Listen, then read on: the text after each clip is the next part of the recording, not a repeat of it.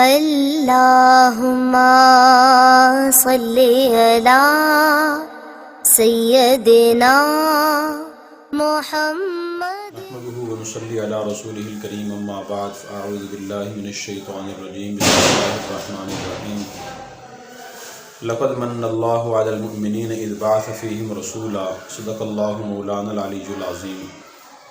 نبی کریم صلی اللہ علیہ وسلم کی دنیا میں تشریف آوری انسانیت پر اللہ تعالیٰ کی طرف سے بہت بڑا احسان ہے۔ قرآن کریم میں خود اللہ تعالیٰ نے یہ بات بیان فرمایا کہ یقیناً اللہ نے مومنوں پر احسان فرمایا کہ انہی میں سے رسول بھیجا۔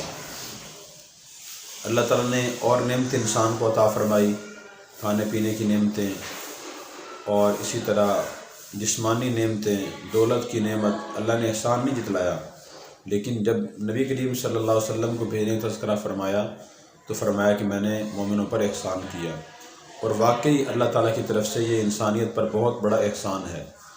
آپ صلی اللہ علیہ وسلم ہی کے ذریعے انسانیت کو اپنے خالق و مالک کی پہچان ہوئی، حرام و حلال کا پتہ چلا، صحیح اور غلط میں فرق نظر آیا۔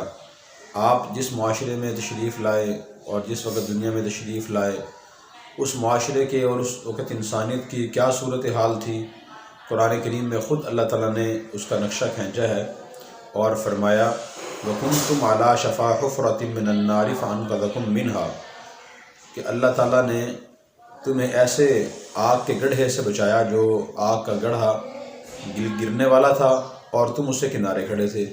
یعنی آپ تصور کریں کہ آگ کا کنواں ہو اور انسان اس سے کنارے کھڑا ہو اور کنارہ اندر کی طرف گرنے والا ہو، کتنی خوفناک صورتحال ہوگی۔ اس وقت معاشرے کی یہ صورتحال تھی، کہ بالکل دنیا کا ہر فرد پریشان تھا، اور پریشان اس لیے تھا کہ اس کے عقائد خراب تھے، اس کے اعمال خراب تھے، سوچنے سمجھنے پیمانے خراب تھے، اور پتہ ہی نہیں تھا کہ پریشانی کی وجہ کیا ہے اور اس سے ہم کیسے نکل سکتے ہیں۔ نبی کریم صلی اللہ علیہ وسلم کی تشریف آوری سے پہلے عرب میں ایک جنگ ہوئی جس کا نام جنگ بعاث تھا، حرب بعاث۔ یہ کیوں ہوئی، اس کی وجہ یہ بیان کی جاتی ہے کہ ایک آدمی کی اونٹنی یا گھوڑی، ایک اور جگہ لکھا ہوا ہے کہ اس کی مرغی، دوسرے آدمی کے باغ میں یا کھیت میں چلی گئی، تو جس کے باغ یا کھیت میں جانور گیا اس نے اونٹنی یا گھوڑی کے تھن کاٹ دیے کہ جانور میرے باغ میں یا میرے کھیت میں کیوں آیا۔ اس کی وجہ سے جنگ شروع ہوئی، اور جنگ وہ 100 سال چلتی رہی، 100 سال تک۔ جب بھی ایک طرف کا کوئی بوڑھا مرنے قریب ہوتا تو اپنے ورثاء سے کہتا کہ میں تمہیں کوئی اور وصیت تو نہیں کرتا کہ فلاں کام کرنا یا فلاں کام نہ کرنا، البتہ ایک نصیحت اور وصیت میں لازمی طور پہ کرتا ہوں، وہ یہ ہے کہ جب تک تم زندہ ہو یہ جنگ بند نہ کرنا۔ اندازہ فرمائیں کتنی غلط وصیت تھی اور نصیحت تھی کہ خود تو لڑ کر انسان مر کر دنیا سے جا رہا ہے، اپنے مرنے اپنے ورثاء کو بھی مرتے دم تک اسی کی وصیت کر کے جا رہا ہے کہ جہنم میں جلتے رہنا۔ اور جس شخص نے اونٹنی کے یا گھوڑی کے تھن کاٹے، اس کے دل میں کتنی سختی تھی۔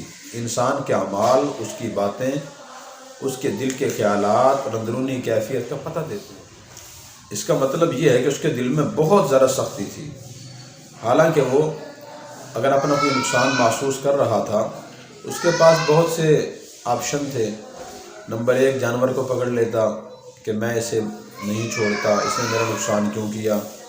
نمبر 2، جانور کے مالک سے تاوان لے لیتا کہ آپ مجھے تاوان دیں، جو نقصان ہو اس کی تلافی کریں، پھر میں جانور آپ کو دوں گا۔ یہ کچھ معقول طریقے تھے، لیکن اس نے اس سے آگے بڑھ کر جانور کے تھن کاٹ دیے۔ جانور کا کیا قصور تھا، اسے کیا معلوم تھا کہ یہ کسی اور کا باغ یا کھیت ایسے مجھے نہیں جانا۔ یہ صورتحال تھی۔ اگر 2 گھوڑا سوار اکٹھے چل رہے ہوتے اور ان میں سے ایک آگے بڑھ کر کنویں سے جانور کو پانی پلا دیتا، تب ان کی جنگ شروع ہو جاتی تھی کہ آپ کو مجھ سے آگے بڑھ کر پانی پلانے کی ضرورت کیسے ہوئی۔ پھر کسی کو کراس کر کے آگے نکل کر پانی پلا دیتا، اس پر جنگ شروع ہو جاتی تھی کہ جی آپ کو مجھ سے آگے بڑھنے کی ضرورت کیسے ہوئی، آپ میں اتنی ہمت کیسے پیدا ہوئی۔ یہ تکبر کی علامت ہوتی تھی۔ اب آج دیکھیں ان باتوں کو کوئی بھی معقول آدمی برا نہیں سمجھتا۔ موٹر سائیکل والا، گاڑی والا کسی کو کراس کر جائے اس کو لوگ برا نہیں سمجھتے، نہ ہی اس پہ کوئی لڑائی شروع کرتے ہیں۔ وہ لوگ حرام کھاتے تھے، ماں بہن میں فرق نہیں کرتے تھے، شراب پیا کرتے تھے، اور اسی طرح خون چاٹ لیا کرتے تھے، مردار کھایا کرتے تھے۔ جتنی بھی برائیاں تھیں وہ ساری اس معاشرے کے اندر جمع تھیں، اور کوئی ان پر حکومت کرنے کے لیے تیار نہیں تھا۔ حکومت تو تب ہوتی جب ماتحت کسی کی بات مانے اور تسلیم کرے، اس لیے کوئی حکومت کرنے کے لیے تیار نہیں تھا۔ تو آپ صلی اللہ علیہ وسلم جب تشریف لائے، پھر اس کے بعد کیا فضا ہوئی؟ اللہ تعالیٰ نے فرمایا پھر یہ فضا پیدا ہوئی وَأَلَّفَ بَيْنَ قُلُوبِهِمْ، اللہ نے ان کے دل میں محبت ڈال دی۔ لَوْ أَنفَقْتَ مَا فِي الْأَرْضِ جَمِيعًا مَا أَلَّفْتَ بَيْنَ قُلُوبِهِمْ، اگر اے مخاطب تو دنیا کے سارے خزانے خرچ کر کے محبت ڈالنے کی کوشش کرے تو محبت نہ ڈال سکے۔ وَلَكِنَّ اللَّهَ أَلَّفَ بَيْنَهُمْ، اللہ نے نبی کریم صلی اللہ علیہ وسلم کے ذریعے ان کے دلوں میں محبت ڈال دی۔ اب وہ جو ایک دوسرے کی جان کے دشمن تھے اور خون کے پیاسے تھے، وہ ایک دوسرے کے لیے خون دینے والے بن گئے، جان نثار کرنے والے بن گئے۔ اور قرآن کریم پھر اللہ تعالیٰ نے خود ان کی تعریف فرمائی وَيُؤْثِرُونَ عَلَىٰ أَنفُسِهِمْ وَلَوْ كَانَ بِهِمْ خَصَاصَةٌ، موت و حیات کی کشمکش میں مبتلا ہوں اور پریشانی میں مبتلا ہوں، اس حالت میں بھی یہ دوسرے مسلمان بھائی کو زیادہ اہمیت اور ترجیح دیتے ہیں۔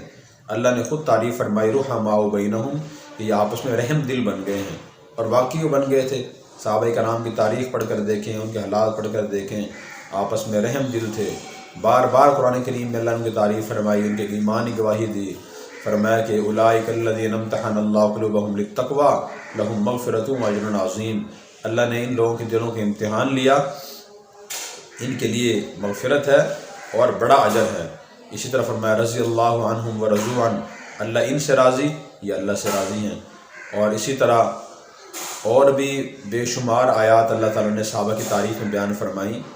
تو یہ نبی کریم صلی اللہ علیہ وسلم کی مبارک محنت ہی کا نتیجہ تھا کہ آپ کی مبارک محنت کی وجہ سے یہ معاشرہ قیامت تک آنے والی انسانیت کے لیے مثال بن گیا، اور وہ پھر آپ کی وہ تعلیمات آگے چلتی رہیں اور آج ہم تک الحمدللہ پہنچی ہیں۔ آج بھی جو مسلمان نبی کریم صلی اللہ علیہ وسلم کی تعلیمات پر اخلاص نیت سے عمل کرتا ہے، اپنی زندگی میں سکون محسوس کرتا ہے اور پریشانیوں سے نجات اسے مل جاتی ہے۔